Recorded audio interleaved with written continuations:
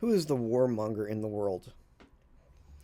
I think the truth is being revealed all over the place. The veil is being removed in terms of deception, good versus evil.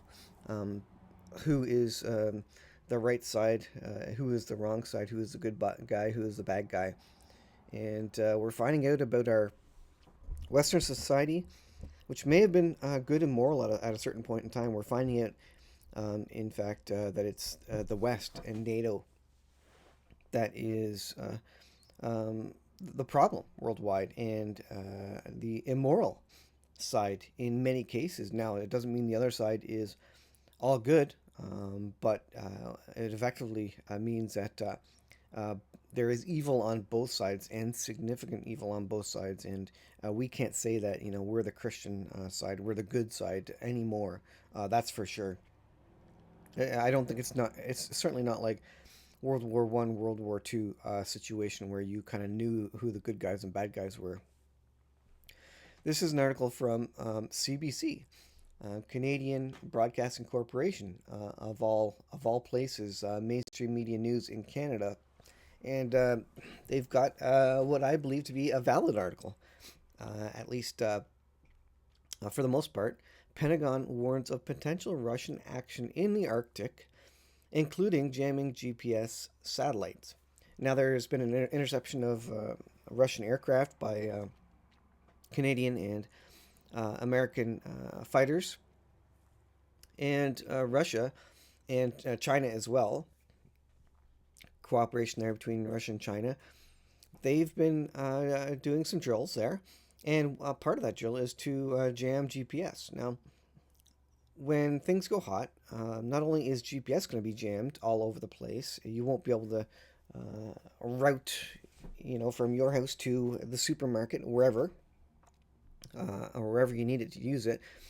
Planes that use GPS, they won't be able to use it. They'll have to go back to using maps. There's going to be lots of accidents. There's going to be lots of pilots who aren't even comfortable using maps, and so flights aren't going to be moving. Um, there's going to be all sorts of computer systems down because as they jam GPS, they're also going to do cyber attacks, and so there's going to be no communication. There's going to be no direction finding. So the military is going to have trouble. There's all the technology that we have come to have become accustomed with. That is ubiquitous, and I would say almost even transparent at this point in time, where we don't realize we're using it. All of that is going to be removed, and when that does, people are going to be angered. There's going to be shock and awe. There's going to be disbelief that they don't have access to all the technology that they've just taken for granted before. And we can see that Russia and China is really, really getting ready for the removal of this technology. They're hardening their peoples, and indeed their peoples are suppressed anyways. So most large parts of the population of Russia, China, um, know how to deal with no technology anyways. And there are already growing gardens. They're already poor. So that step down in technology doesn't affect them as much as it will affect the West and NATO countries, Europe. The Pentagon has released updated Arctic strategy that warns of low-level Russian destabilization activities in the far north aimed at the United States, Canada, and its allies. The disruption activities in the Arctic involve potential Russian jamming of global positioning system. Russia's Arctic capabilities have potential to hold U.S. homeland as well as allied and partner territory at risk. In addition to nuclear, conventional, and special operation threats, Russia seeks to carry out low-level destabilization activities in the Arctic against United States, with relation to global positioning jamming and military flights that are conducted in an unprofessional manner. It says Russia, China joining forces. That is, those are the two countries really that can go up against NATO, and Russia and China are vying to win World War III.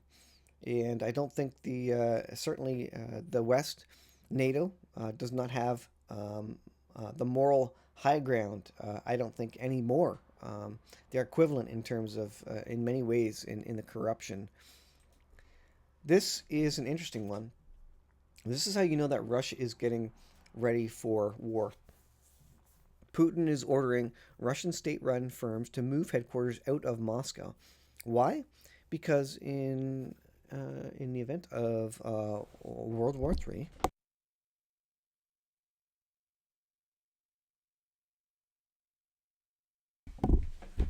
in the event of World War III, um, what you're going to have is nuclear weapons being used, being dropped, and major cities being targeted.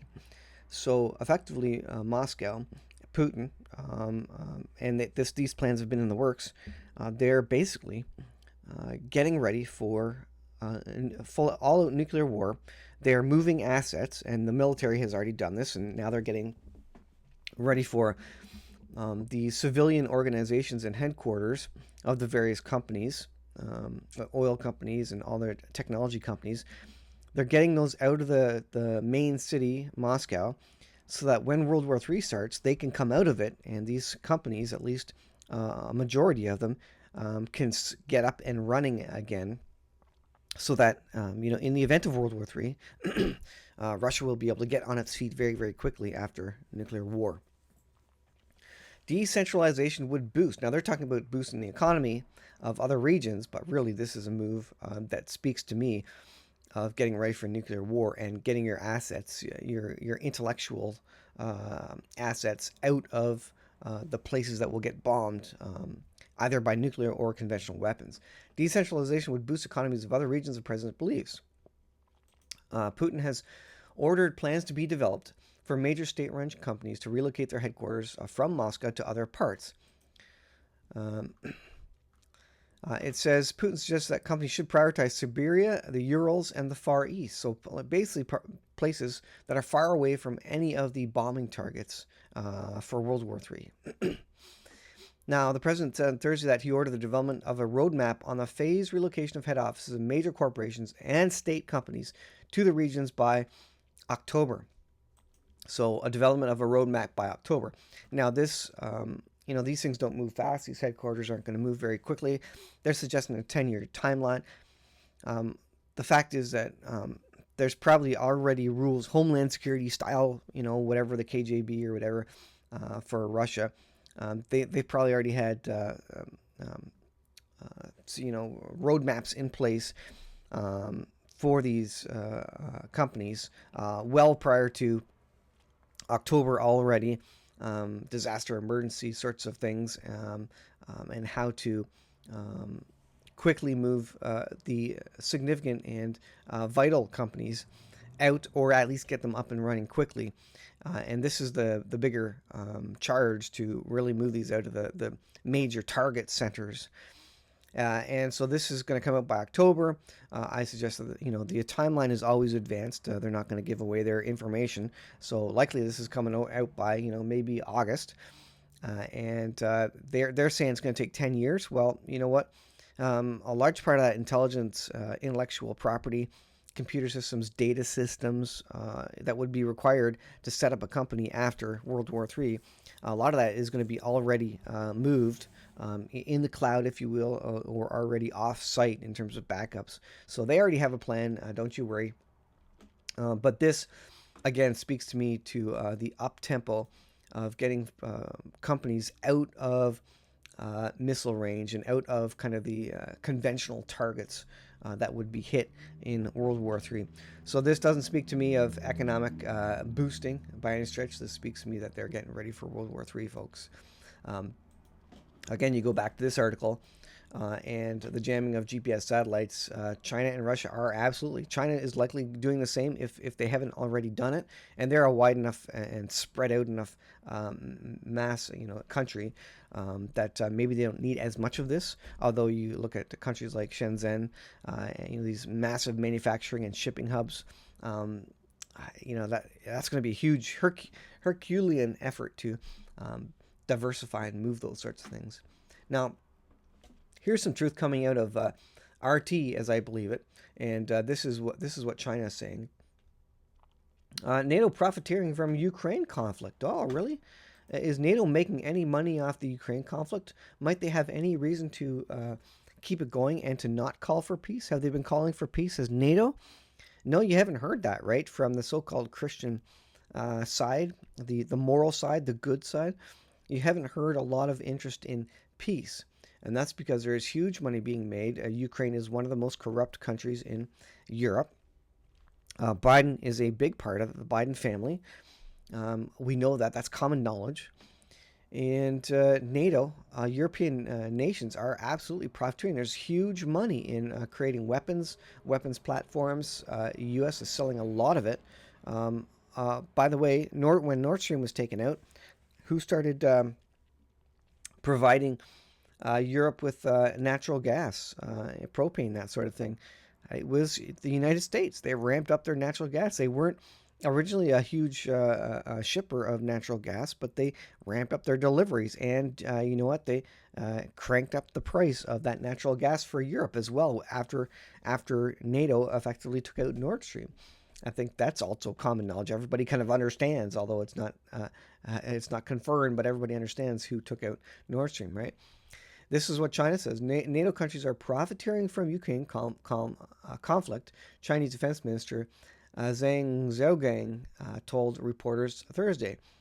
Zhang was asked to comment on the declaration adopted earlier this month at NATO summit in Washington, which labeled Beijing a decisive enabler of Russia's war against Ukraine. He dismissed the document as full of lies and bias, and that I'm sure that's true, absolutely, because it's in China's interest to destabilize and weaken United States and NATO, because China wants to become the world reserve currency. They've been waiting. They want to be the next world reserve currency in the world. They want to rule the world. So there's lies on that side as well. U.S.-led NATO allies keep fueling the fire and profiteering. Yes, I agree. That's what I've been saying all along. NATO, United States, Europe, they have been fueling the fire. They have been poking the eye of the bear continuously, and it's NATO, in fact, that continues to escalate this. There is no talk of peace until Trump came out and said, I'll fix it day one. There has otherwise been, like I say, no talk of peace. And there's huge profiteering, there's huge money making. There's no interest in NATO, in the West, in Europe, to limit this, other than countries that are right on the border of this conflict, like Poland. There's no interest to stop it because there's so much money being made. So U.S.-led NATO allies keep fueling the fire and profiteering from the war. NATO needs to reflect on itself instead of deflecting blame on China. And I agree with that 100%. Again, when was the last time you saw Biden flying to Russia to talk about and to attempt peace? What do they do in Israel? As Israel needs to go in Gaza and take care of the illegal terrorists.